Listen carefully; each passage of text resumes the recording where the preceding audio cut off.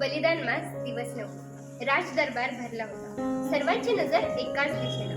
सिंहासनासमोर उभे होते ते जखडलेले पण तरीही न झुकलेले शंभूराजे. हातात बेड्या, देहावर जखमा, रक्त सुकून रक्ताचे डाग उमटलेले. पण नजर अजूनही थेट औरंगजेबाकडे. त्यांच्या शेजारी उभे होते ते कविता.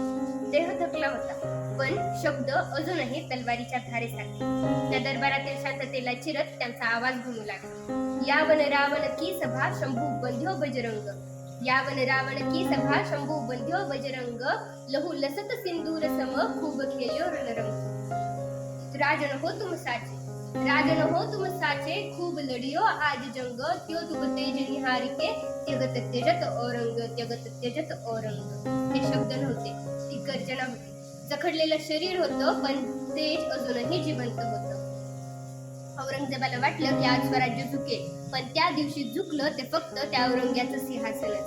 कारण सत्यासमोर सत्ता ही लहानच असते. शंभूराजे शांत होते, परंतु त्या शांततेतच घोषणा होती की मरण येईल पण मान झुकणार नाही. जय श्री